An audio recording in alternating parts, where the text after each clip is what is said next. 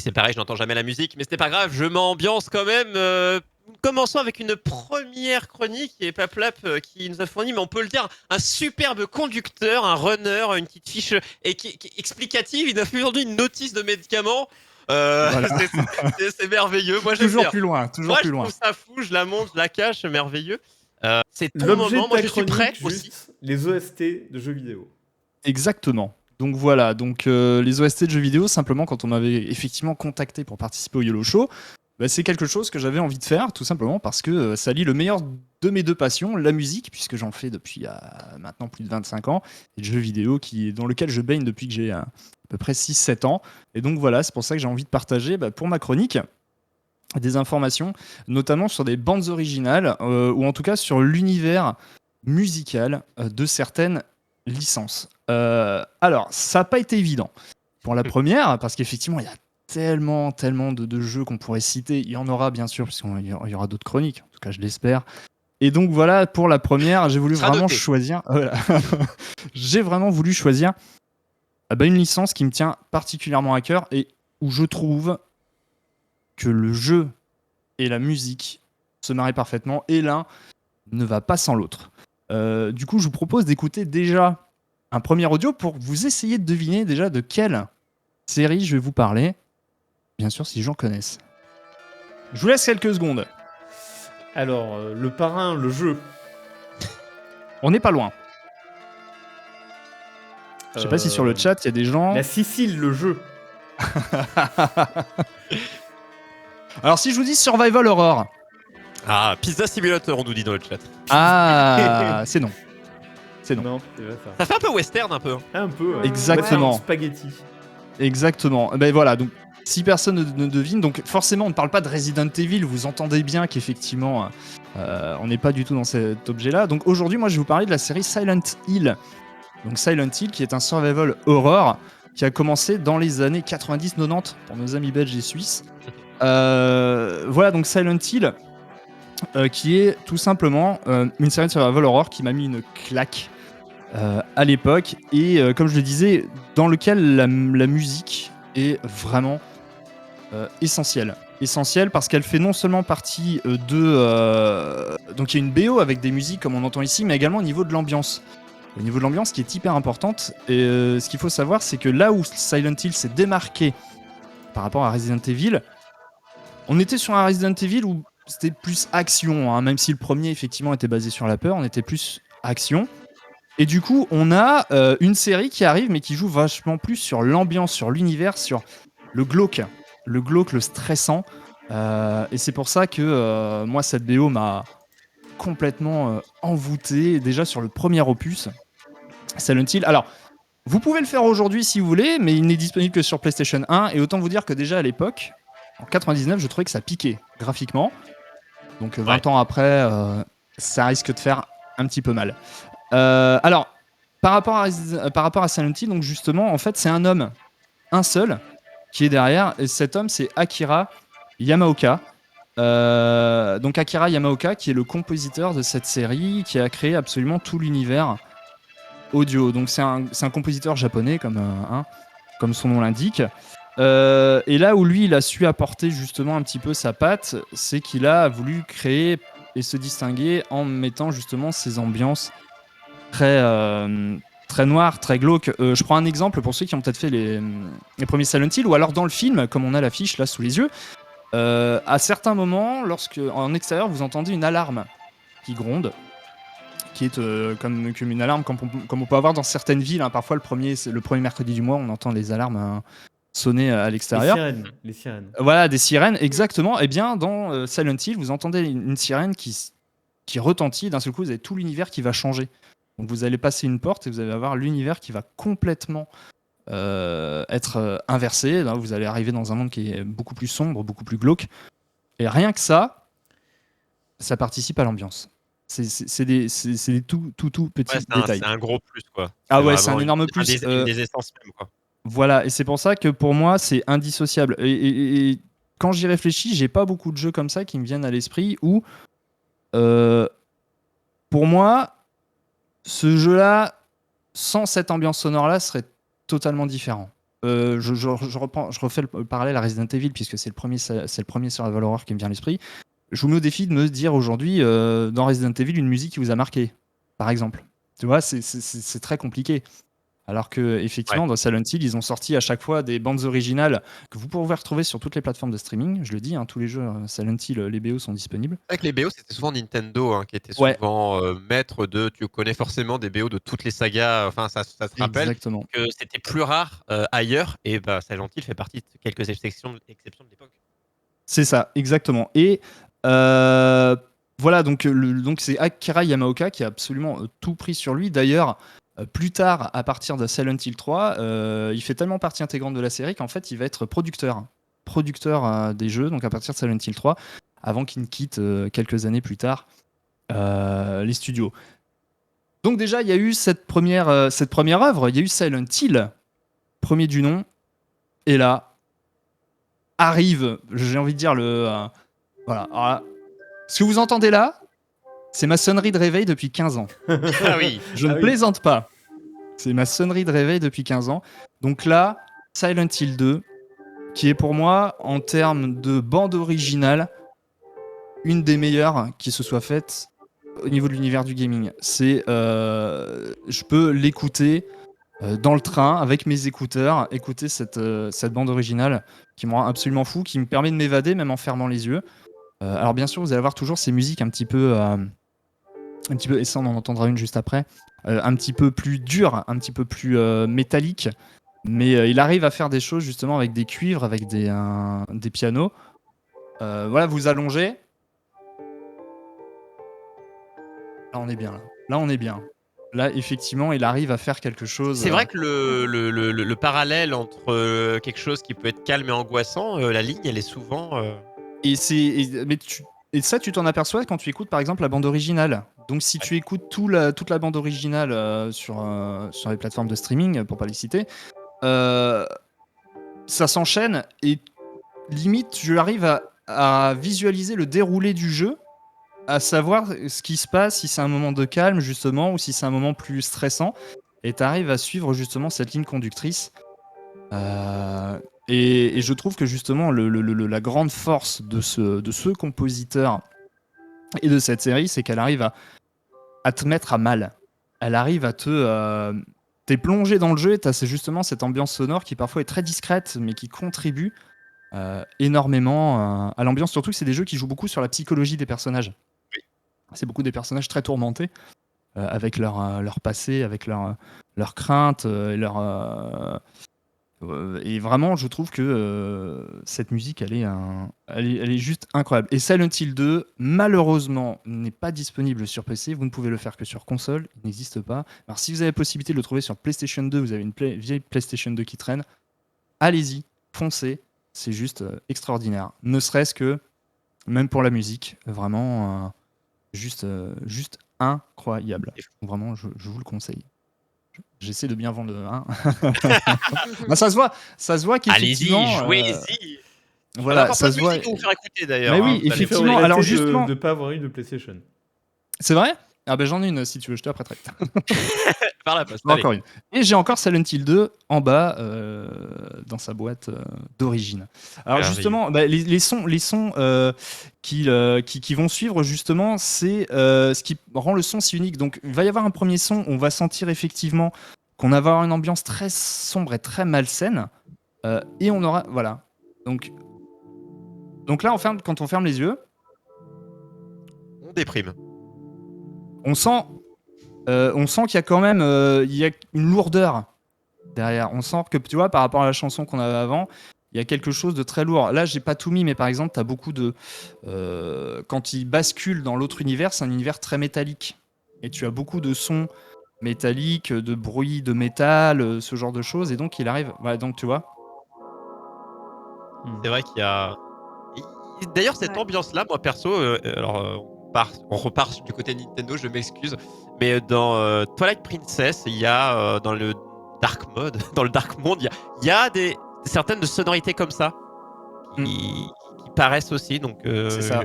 Une inspiration. Et là, c'est par exemple ici dans le jeu, je crois que c'est un moment où il découvre un autre personnage, il croise un autre personnage qui est très torturé aussi, et donc tu as cette musique qui vient derrière, et du coup ça joue sur vraiment le fait que ça pèse sur toi. Et à contrario, il peut passer à d'autres mélodies, justement, qui sont plus envoûtantes avec des pianos et des cuivres. Et là, on va voir, on n'est pas du tout sur la même chose. Le pianiste. Voilà. Alors là, c'est un moment... c'est un moment plus heureux parce que dans l'histoire de Silent Hill 2, c'est quelqu'un, en fait, juste pour vous, je dresserai un rapide tableau, c'est quelqu'un qui a perdu sa femme quelques mois plus tôt et en fait reçoit un jour une lettre de sa femme qui dit, bah voilà, retrouve-moi à Silent Hill. Donc une lettre écrite récemment. Et donc en fait, le parcours de cet homme, ça va être tout un parcours pour essayer de retrouver sa femme, pour essayer de comprendre où elle est, qu'est-ce qui se passe. Et Silent Hill, juste pour dire, c'est un lieu, c'est... C'est un lieu, c'est une ville, exactement. C'est une ville où il se passe des choses très étranges et notamment ce basculement entre le monde réel. D'ailleurs, il y a énormément de brouillard dans tous les jeux parce qu'effectivement, ça fait partie de l'ambiance. Et du coup, effectivement, il passe. Et voilà, c'est encore une fois, ça fait partie intégrante au niveau du son. Alors, on parlait tout à l'heure, c'est assez marrant, vous en parliez tout à l'heure, des adaptations de jeux vidéo. Est-ce que vous avez vu le film Silent Hill? Non. Est-ce que vous saviez qu'il y en avait un? Oui. Est-ce que vous savez qui l'a réalisé? Bah, si tu Si le je vous demandes, dis- c'est peut-être quelqu'un de connu, plus ou moins. Si je vous dis le Pacte des loups, est-ce que ça vous dit quelque chose? Je connais, mais j'ai pas vu. Voilà, bah c'est le même. En fait, c'est le même réalisateur, c'est Christophe Gans, qui est oui. un réalisateur français qui a réalisé le film Silent Hill. Alors, je suis peut-être pas on va dire objectif, mais je pense que ça reste à ce jour, en tout cas à mes yeux, une des meilleures adaptations de jeux vidéo. Parce que si vous voulez vous mettre les pieds dans l'univers de Silent Hill, je vous invite à aller regarder le film parce qu'il redresse très bien l'ambiance de ces jeux, et surtout c'est le compositeur, donc Akira Yamaoka, qui justement compose également les musiques du film. Donc il y a des thèmes qui sont dans les jeux qui sont repris, mais il a Ça, c'est également bien. rajouté d'autres thèmes. D'ailleurs, quand Exactement. on sent que le réal, il y a vraiment un investissement, et surtout que ça... c'est quoi la date du film? Oh, c'était dans les années 2000, je dirais 2005-2006 peut-être, je pense. Dans ces années-là, je dirais. C'est le film, parce qu'il y a encore une époque où le jeu vidéo est vu un peu, pas forcément de la bonne manière, 2006. Voilà. Et du coup, d'avoir un investissement côté production, parce on a vu dès qu'ils se moquaient un peu du jeu vidéo, ouais, c'est un moyen de faire du pognon, que là, si tu vas chercher le même gars et que tu veux tu as une démarche artistique qui est saine et correcte vis-à-vis de l'œuvre originale. Quoi. Ouais, mais c'est tout à fait ça. Vraiment, on retrouve cette ambiance très pesante avec ce basculement d'un univers à l'autre. On retrouve la sirène. Donc vraiment, ils sont allés chercher un... Et même si elles ont été un petit peu remasterisées, si elles ont été un petit peu recomposées, on retrouve les mêmes musiques. Et moi, j'ai vraiment eu l'impression, pendant 1h40, vraiment de revoir le jeu vidéo. Alors attention, il n'est pas à mettre entre tous les regards non plus, parce que c'est un jeu très violent. Enfin, un film très violent, on va pas se mentir, il y a des scènes qui sont quand même très À dures. 2006, ça va, ça commence. Ouais. Ouais, et il y a quand même des scènes assez dures, mais on retrouve cet univers, moi, qui m'a envoûté, qui m'a enchanté. C'était assez incroyable, vraiment. Alors, je l'ai dit, donc Akira Yamaoka, donc c'était le compositeur principal. Il est parti.